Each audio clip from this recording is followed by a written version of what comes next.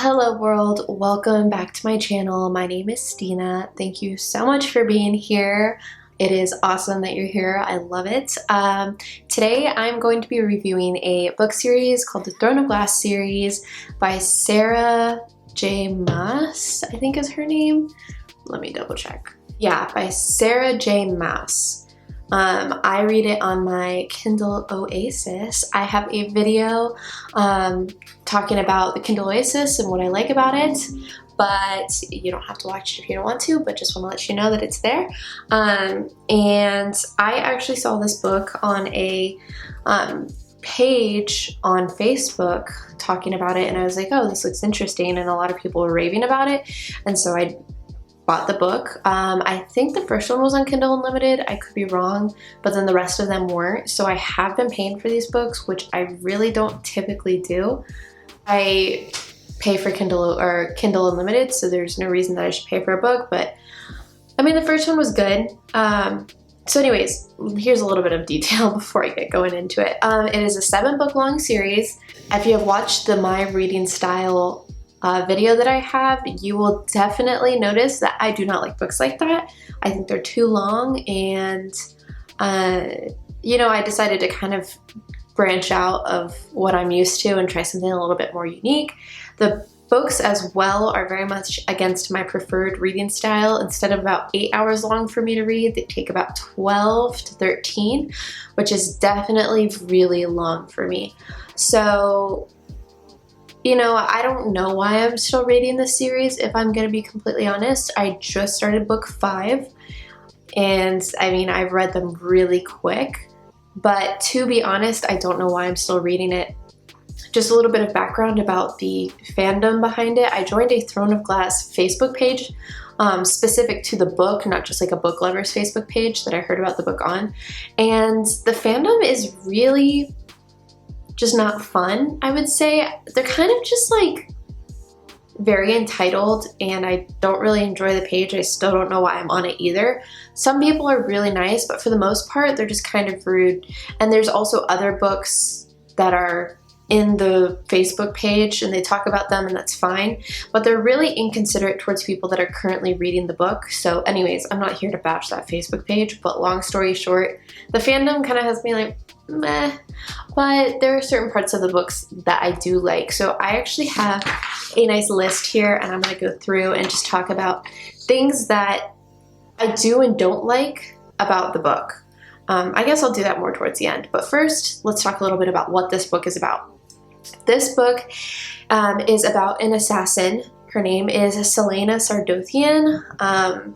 She is very beautiful in the book. She has these turquoise blue eyes with like gold rings around her eyes, long, very long blonde hair, golden, they say. And she's beautiful. She was found by this assassin in her realm of a continent called Erlea, and she was trained to be an assassin to pay back her debt to her assassin master. His name is Aroven.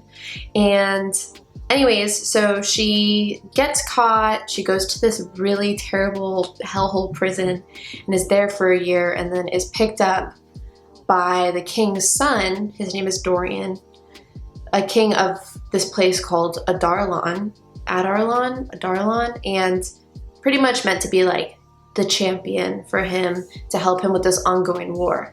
And this is the same king that has also outlawed magic, so magic pretty much doesn't exist. You can't find kind of information on it, blah, blah, blah, blah, blah. And so Celaena goes to fight she fights other assassins to become his champion to win back her freedom. And that's just kind of the base plot of what everything is. And as you read more through the series, it's not even relevant to that anymore, just so you guys know. So one thing that I really noticed about this book is it's super plot building, almost to the point where it's boring. So the beginning of the books are good, they're fulfilling, sort of, but they don't really make sense. You're like, oh, this is interesting. I don't know what's happening. It's interesting though. And then you get like halfway past 50%, because I can see it on my little Kindle Oasis thing, and it's like from 50% on, it's, oh, this all makes sense. This makes sense. This makes sense. And it kind of is filling in puzzle pieces. It's cool. I like it. After reading the first book, I remember specifically remembering I don't feel the need to continue reading the series. It's almost like that standalone book would be totally fine. Which is odd because you would think for a 7-book series there would be some kind of cliffhanger that hangs you on. But I noticed after all of the books, all the way up until book 4, and now I'm on book 5, I haven't finished it, but all of the books are good, but there's not crazy cliffhangers that have me dying to read the next book. So yeah, that is very interesting. The plot, I can't even really describe too much of it to you other than Selena is very crazy and smart and wicked, and I don't really like gore, but the book's a little bit gory, but she's just like really cool, and I aspire in every way to be like her. She's really freaking cool. She's the main character, but she's what keeps me holding on in a lot of different ways. So the book is actually, it's in third person. I prefer not to read books in third person. The author frequently throughout books is skipping between different characters' perspectives, which is cool, but I've also noticed that it adds a lot of the density to the books that there is. So the reason why they're so long is because there's so many different perspectives. So you're experiencing some of the same scenes 2 or 3 times, but through different perspectives, which is cool, but I don't know. Like I said, it's very plot building. So if you like plot building books, then this is the book for you. If you like holding on like at the edge of your seat all the time, I wouldn't say it's holding on at the edge of your seat. Even towards the 5th book, I've started it. I'm kind of just like not even excited to read it, but I just want to finish the series already because I'm kind of invested, but I think that's only because I'm 5 books in, not because it's that great. You know what I mean? It's just like I've been holding on for so long, I might as well just keep holding on, but I don't know if it's really going to fulfill me how I want it to. So that's just a little bit about the plot. I don't want to give away too much because there are spoilers, and maybe the Facebook page gives away spoilers, but I'm not going to do that to you guys. So anyways, I'm going to go through my list of things that I've noticed about the book and about the writing style that bother me or I really like. So the one thing that really bothers me from the beginning, and I was like, why are you doing this to us? Come on, is there are really confusing character names. So there's a character named Rowan, there's a character named Roland, and there's a character named Rolf. And I'm like, those are all very similar. They're all masculine males, and I just like it. I was like, why are they so similar? It just confuses me when I'm reading, especially because I do like to read pretty fast, and I get confused. So that kind of bothered me. Also, it seems like every character in this entire book is royal of some sort or has some kind of high nobility and is related to everybody somehow. There's a lot of relations, even though like they talk about thousands and centuries and so many years but before all this craziness happened and this darkness starts to spread across the entire world. Pretty much this dark figure is trying to take over the whole world. Whoop-de-doo. And anyways, it's just like everyone is powerful, or they all have kind of like similar emotions, but they're just put from different perspectives, and it's kind of annoying. Also, I noticed that the author throws in really weird words, just like random words that I have to reread over and over again, and I can't really quite understand just by the way they're spelled. So, for example, condescension. Yeah, it's like condescending, which she could have written it using the word condescending, like grammatically, but she did it in a way that it wrote condescension.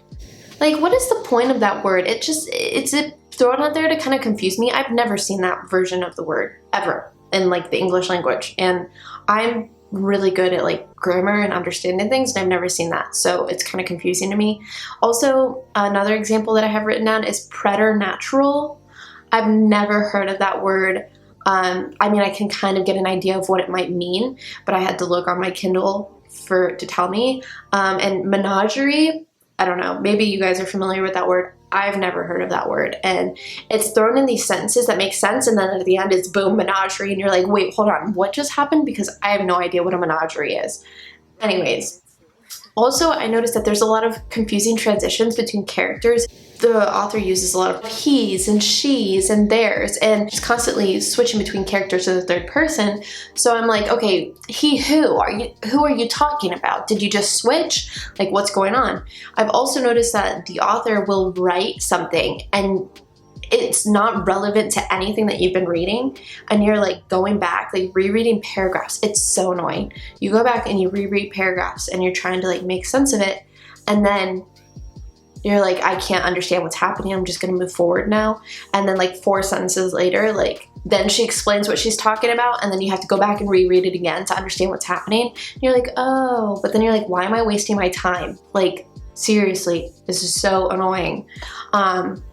So the transitions are really confusing. You don't always know what character is talking. They all kind of talk similarly, and like I said, they have like similar emotions. So it's hard to distinguish the differences between characters, whether they're female or male. Really irritating. Like I said, it's very plot building. There's a lot of things that you don't think make sense, and typically I would skip over just because I'm like, what the heck, get to the good stuff, and really those are important parts that make sense later on, and you're like, wow. But then you're kind of like, okay, like this is kind of annoying too. Well, I feel like I'm really bashing this book, but there are good things about it, I promise. The author also uses similar words in short periods of time. So, for example, she uses beacon. I think it's in like the 2nd or 3rd book, she's like, she's shown like a beacon, and then he's shown like a beacon, and they're beacons, and that's a beacon. And you're like, can you stop using this word? Because I understand it was cool at first, but now you've used it like 10 times in the last chapter, and I'm kind of like annoyed. Also, all the time she uses the words clicked their tongue. She's like, Selena clicked her tongue and said, and you're like, clicking your tongue? So like, is it like this? Man? Or like what does it mean, click your tongue? I don't think I've ever clicked my tongue before talking. I don't know. I just don't know like what she's trying to get at. So that's kind of irritating.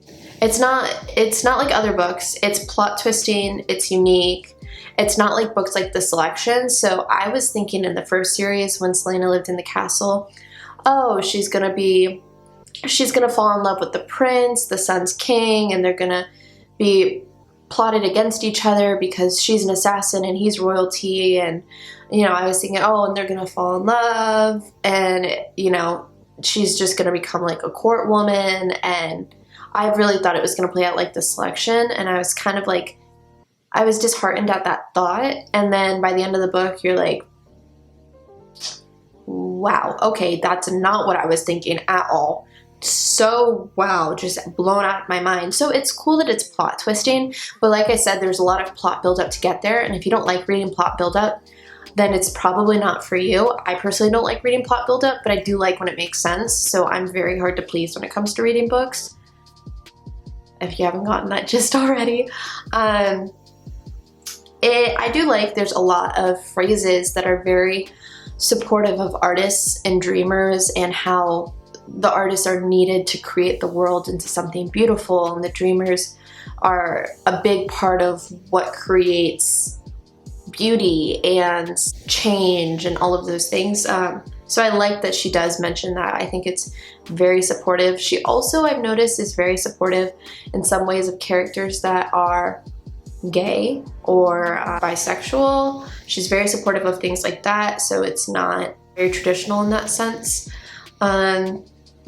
The beginning of the books are very slow, they're plot building, and then the middle to end are outstanding and they make sense, just like I told you. And the different perspectives add length to the book. One character that really irritates me, there's a lot of characters that irritate me, to be honest. I really didn't like reading one character. Her name's Manon. I didn't like reading her perspective. I kind of started to skip through it. It got really boring. Kale, I started to get really bored with. I just didn't look forward to their sections. Like, there would be some kind of crazy like twist, and then it would go to a different perspective and it wouldn't continue on. I did like that they ended up being exciting in their own ways towards the end, but one character, Aiden, like I said, Aiden is so, he's supposed to be the other side of Selena's coin. Now this is where I'm going to have a spoiler, so if you don't like spoilers, please do not keep watching. So Selena is actually, she was taken from this land called Terrasen, and she is the pretty much the queen of Terrasen, but she's been in hiding and everyone thinks she's dead, and her name is Aelin. Actually, Aelin Galathynius. She's very royal. She has really cool firebending capabilities. Dorian, who is the king's son, the prince, he becomes king eventually. Sorry. Maybe I'll edit that part out. He has magic, and he has the rawest, purest form of magic, and they're somehow mixed into the same family household somehow, deep down on the family tree.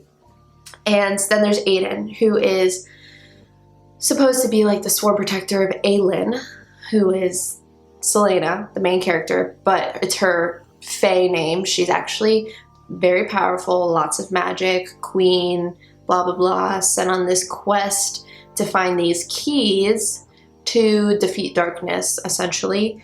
And Aiden is supposed to be like her twin, pretty much. They're cousins, like second, third, fourth, fifth, like cousins, like something crazy.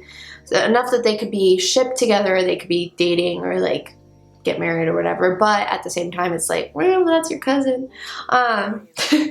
But Aiden is described as this really strong general, really put together, just well respected. He's called the Wolf of the North, and you're like, yeah, like I can't wait for him to find Aelin. I can't wait for them to be friends and to get to know each other. It's been 10 years since they've seen each other, and he thinks she's dead until now and whatever.